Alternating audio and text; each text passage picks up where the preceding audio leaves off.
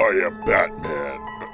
Average Sniper. What's up, guys? Average Sniper here. Welcome to another Call of Duty Warzone video. After a lot of trial and error, finding good guns, finding bad guns, doing different loadouts, I think I finally found one that I'm really probably going to stick with here, because this pushed my kill record over the top, my personal kill record and my personal damage record, and I really enjoyed it. So if you click this video specifically just to see the loadout and you don't care about any of the gameplay or anything, feel free to skip ahead to 3 minutes. If you want to watch the video and hear me comment on the gameplay, explain my tactics and what I'm doing, feel free to watch the video in its entirety.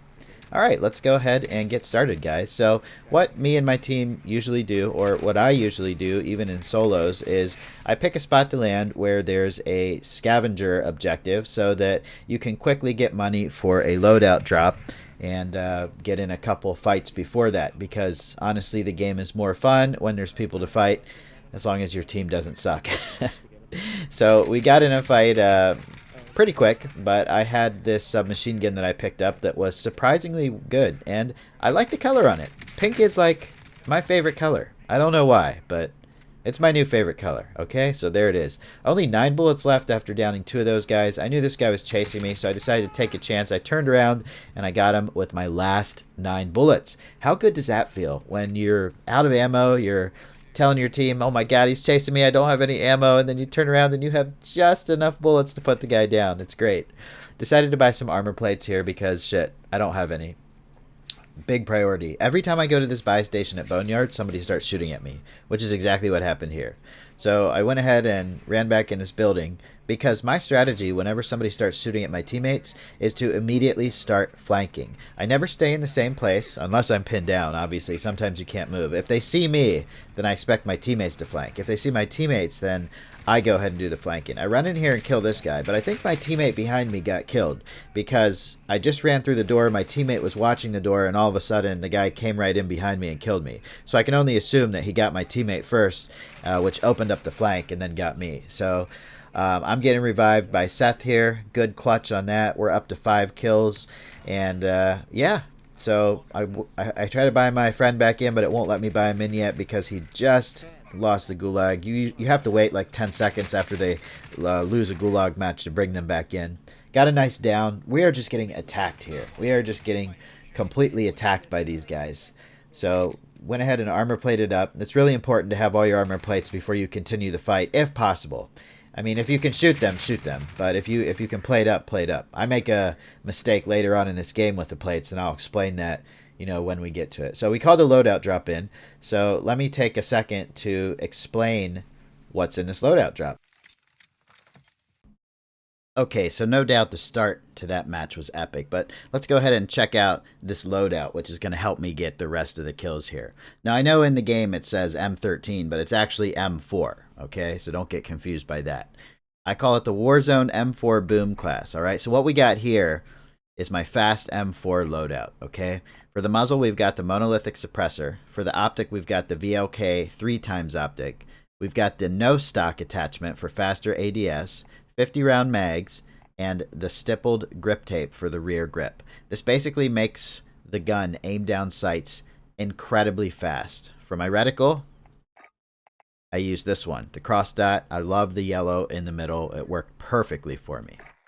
Now for the secondary, and this one's real important, I chose a rocket launcher. I usually don't choose rocket launchers, but in this particular case, playing Warzone, dealing with vehicles, driving around all the time, at least one person on your team needs to have the rocket launcher, and if you want to be the one getting the kills, it should probably be you.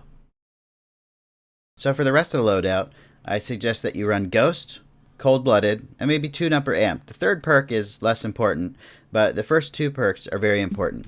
Ghost keeps you off UAVs and heartbeat sensors, and Cold-Blooded makes it so enemies with thermal scopes have trouble seeing you. You don't light up when they aim at you. There's more advantages to using these in multiplayer, but those are pretty much the only advantages to using them in Warzone, and they're huge, huge advantages. So I would say Ghost is a must. Cold-Blooded is optional, even though it's important, and the third perk is really just kind of up to you.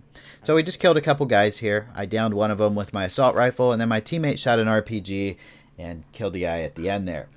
The RPGs in this game are kind of overpowered against infantry. Honestly, don't feel too good using them against infantry. I will if I have to, but most of the time I use my gun. I save the RPG for vehicle engagements. I honestly think the RPGs should be nerfed so that they do a lot of damage to vehicles, but they don't do too much damage to infantry, so there's not too many people spamming them. Here's a perfect example of how good they are against vehicles. I just got 4 kills right there and finished off 2 of the guys that were down from that, and wow, that was powerful. I have never run an RPG on my custom loadout until this match, and surprise, surprise, it was the first match where I was able to break 20 kills. So really cool. So we're getting attacked. We got ambushed. Surprise, surprise. Enemies can sneak up on you pretty easy in this game because you can't hear them coming like you can in PUBG until they're on top of you. So I went and ran a flank like I was talking about earlier. It's so important to run flanks. One of the biggest mistakes I see teams making is they get shot at and they panic and they stay in the exact same spot. This isn't PUBG. This is Call of Duty, you know, and movement is so important. If you stay in the same spot, there's a million and one different ways the enemies can use to kill you. The best way to deal with people attacking you is to flank, get in positions where they don't expect you to be, and shoot them. Heads-up gunfights in this game are okay, but a lot of times they will end in teammates getting down because you end up fighting, you know, more than one person at the same time. So I always try to flank. If it's possible to flank, again, I always try to flank. It is so important. All right, so we got this truck, and one of my teammates went to the gulag, and he won the fight, so he's coming back. He landed on the green mark, but as we're driving to the green mark to get him, I see some guys shooting an RPG at us. So I back the truck up and barely avoid that RPG. That was insane.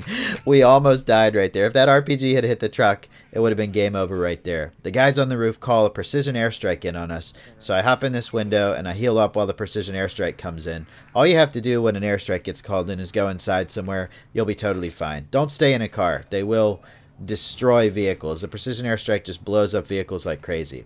So my teammate has basically pushed up towards these guys and got himself stuck there on the corner of the building.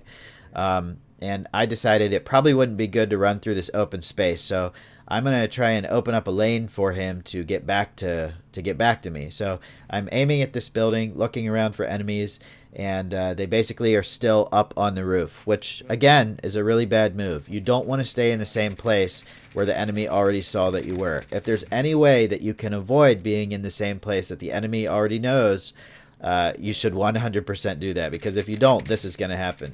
Just when you think they're not looking for you in that place anymore, they still are. All right, so at this point, I think I've killed a couple of them, and a third guy jumps down, and he barely manages to get away. One of the downsides of this class, one of the only downsides I found, is that when you put all aim down sights attachments on, there's a car. Boom, gotta destroy the vehicle and down the guy that was driving it. When you put all ADS attachments on, it makes the recoil increase a little bit, but as long as you can control that recoil, it's definitely worth it. Both of those guys are down. I go ahead and revive my teammate, and hopefully the guys that we were messing with, or that I was shooting, don't push us over here. So we loot up, get our ammo count up, and all of a sudden, this guy on the corner of the building surprises me. He gets the first shots on me, so he wins that gunfight. Don't know how many of them they are, but my teammate decides to do the revive, which I was very thankful for. So I get up, and this is the crucial decision I had to make. Should I start fighting, or should I do some armor plates? I did some armor plates, but as soon as I started doing them, the enemies pushed in and got me while I was healing, and that killed me and my teammate, got me sent to the gulag. I was the only one out of my team that hadn't been to the gulag yet, so I would have to buy the rest of them back in. My strategy in the gulag is usually to run towards the middle and wait till I see the guy, throw a stun grenade at him, and then use that to my advantage. I don't know if stun grenades should be allowed in the gulag, but they are now, so you basically have to work with them. So that was the 20th kill right there. I was really excited, man. I was like, holy shit, I finally broke 20 kills. I'm not a pro player, so for me, that was really exciting. You know, I just try to make videos to help you guys with tips for the average player on how to get good. Obviously, you watch some of these guys, some of the pro Call of Duty players, pro PUBG players, and you just can't emulate what they're doing because they have natural skill and raw talent. But for people like us, we have to practice the game a lot, to get good at it. And I think I do have a talent for online shooters, but definitely not on the level of some of these pro players. So I landed close to the loadout drop from the Gulag. I don't have enough money to buy any of my teammates back, and I can't get to that buy station anyway. So I decided to go for this loadout drop and get the M4 Boom class back. And then I see some enemies.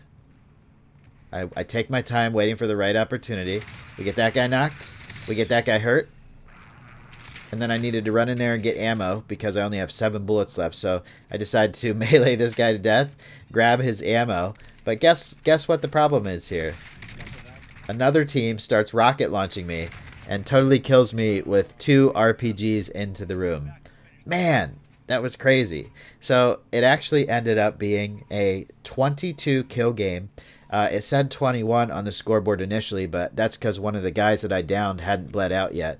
So eventually it switched to 22 kills, and I was super happy about that.